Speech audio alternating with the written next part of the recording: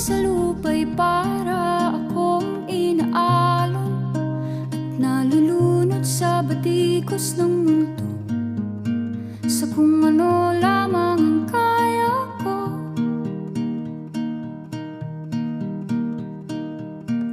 Bigang-biga na sa mga problemang di masolusyonan agad, parang wala nang bukas. Pwede bang umiwas?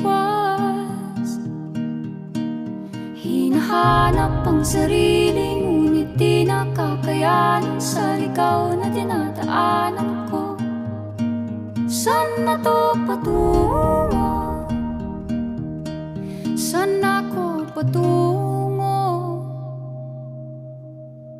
Dahan-dahan